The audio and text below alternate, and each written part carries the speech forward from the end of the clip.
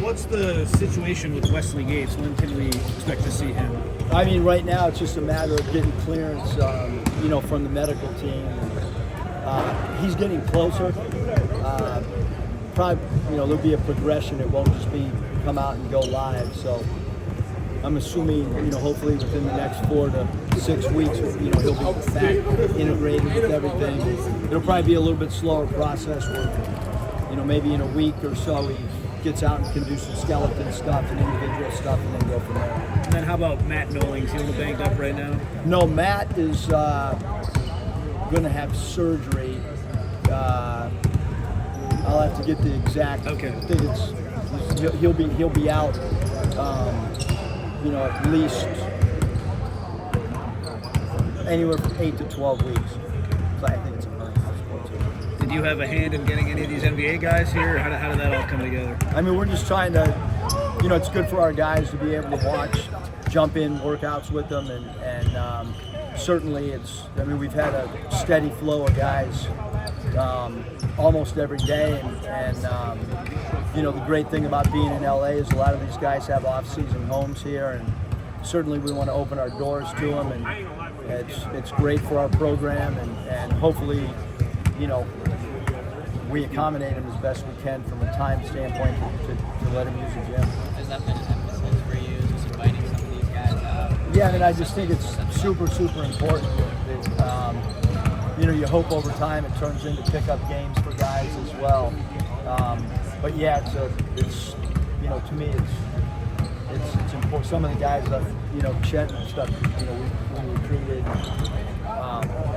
So yeah, I think it's good for our guys for sure. What does that kind of do? Do you feel like, again, for someone who's trying to kind of build up energy, excitement around this program, just get these guys kind of bought into USC? What do you feel like that's going to kind of help do for the rest of the summer? Meaning our own guys? The pickup guys, the guys who you're bringing in, the pros, that sort of thing. Yeah. Those guys. I just think it's good for all of our guys. You can see their habits and what makes them great. There's been a lot of our guys have already been jumping in with workouts with them, so it's great. You know what I mean? It's time away from us that they have a different voice, and we can talk about it when we're working out with some of the guys that are in here. It's a little bit different feel. A few weeks into the summer now, I remember I asked you in the first week who's standing out to you. Do you have any more thoughts on who's really impressed you so far? No, we have a lot of guys that are still trying to figure out, how they fit. And so it's kind of a work in progress for sure. And we just had different guys on different days, different times during practices that have played, well, but not any one thing that's jumped out at us. And obviously, with Matt being out and Wesley being out, we haven't had a full complement of Desmond is going to change the complexion of what we look like as well. But the good thing is we've had a lot of guys get opportunities. If those guys were fully healthy right now, it'd be less reps. And then we've, this point guard position that allows us to give somebody a full, every day somebody's playing the point position that if Des was healthy, they wouldn't get those reps. Is there any more kind of clarity standing out to you in terms of what you guys are going to do with the five? Who's going to fill in there? What's going to happen? Just from a pure size standpoint, Josh is the biggest guy and does some things really well, and Harry's played well. He can shoot the ball and space the floor, but certainly different type of centers. And then after that, it goes to Rashawn, who's an undersized workhorse. And then from there, it's small ball. So, which I'm comfortable dealing with. We've done it a lot, and probably have to do that this year. If our bigs are getting out rebounded, then we'll have to try to find an advantage at some way, shape, or form on the floor. How do you see Terrence Williams coming in? Obviously, a guy with Big Ten experience. Another one of the vets here. What's your view on him? I think that's the biggest thing is his experience. That's probably the biggest thing for us. He's played in the league, veteran, guy that makes open shots, tough. All of our guys practice super, super hard. And I think around campus, we keep getting compliments on just off the floor stuff with this group. So that's super important to us too, to hear and get feedback on that. How about the true freshman? Jaylen looks really confident to me, and Isaiah looks raw, but he had that great two-handed dunk today. I think that was one of the highlights of the day. What are your thoughts on those two guys? Yeah, both those guys have the ability to make highlight plays.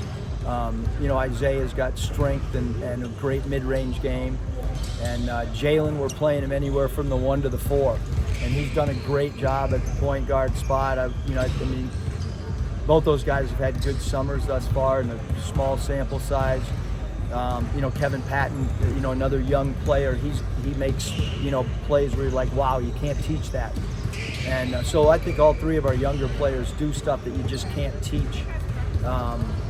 And they're kind of artists in their own way. They kind of break plays and can do some stuff that's late clock that you need people to be able to do. Can you talk a little about the communication of the team? Do you feel it's picked up a lot since the first practice? Yeah, I think we're a really good communicating team, although we'd like to be better. But I think this team talks a lot out on the floor, and we want to be even more talkative than we are now, which will come just through habits and time and repetition. Most of you mentioned playing small ball, at the 5 at a certain point after a few guys, and a lot of centers with kind of versatile skill sets. Was that kind of the impetus in terms of building this roster, knowing you wanted to space the floor, play fast, that sort of thing, and not just have a big 7-foot dude in there who's gonna kind of clog things up? Yeah, I think we probably won't know who we are until end of November. Yeah. It's going to take us 15 games to figure out who we are. Chuck Daly used to say it takes 50 games to know your team in the NBA inside and out, what third and fourth options should be and rotations. And so, we're not going to have this thing figured out, until, hopefully we're still trying to tinker in March. That's, if you're not trying to tinker in March, that's not a good thing.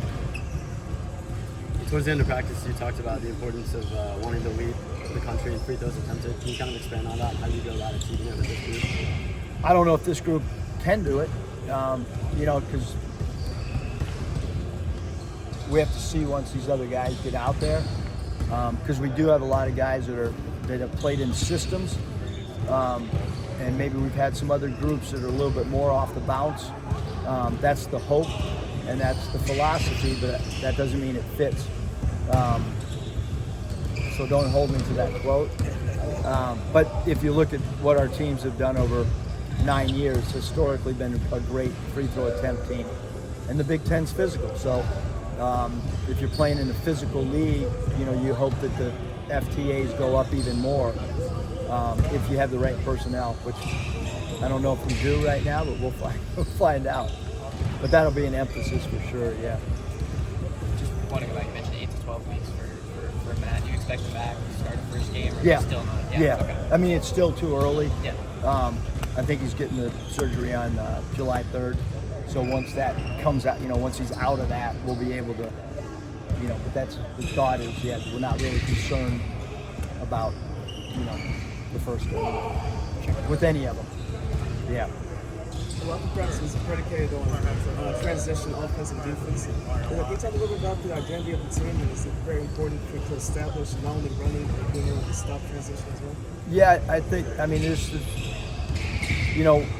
scouting-wise, should take care of some half-court stuff defensively, and same thing offensively, who we're going to attack and so forth. So we're not really trying to get into schemes right now.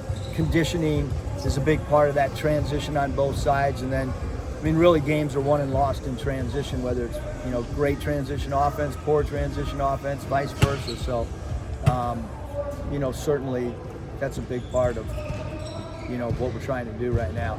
And you also have to communicate. This team is very heavily transfer laden. Is there leaders that have stepped up and players are gravitating to, and there's somebody on the team maybe you'd like to step a little more and take that leadership role? Yeah, I think that right now we have collective leadership. I really do. I think there's 5 or 6 guys that are, Josh is using his voice, Buzo's using his voice, T. Will's using his voice. I think those 3 guys, Saint is using his voice. Those 4 guys have kind of been, the talkative group. Harry has tried to to get out of his comfort zone and use his voice. So those 5 guys, I would say, probably are the 5 that are the most vocal right now, that have kind of led with their voice. What are some of the challenges when you're trying to kind of fit all those pieces together, like you mentioned a couple times, when you have so many guys coming from different systems, different areas? Yeah, I mean, it's a challenge for everybody in college athletics right now with every sport. I mean, it's, you know, it's a lot easier than coaching in G League and getting a call from the Spurs that, you know, Danny Green's getting called up, and then the next day Novak's getting called up, and you lose 60 points in a 24-hour phone call. But yeah, I mean, it's, you know, how you can build stuff off the floor with chemistry, how you can get to know each other. I mean, every player reacts differently to coaching. So what are the right methods to use with each guy? You know, is it positive stuff? Is it in film room? Is it, you know, I'm trying to figure that out, you know, and they're trying to figure us out. But so far, when you haven't lost, it's kind of easy for everybody in the country. Everybody likes their team, everybody's happy, but you got to be realistic. That's good.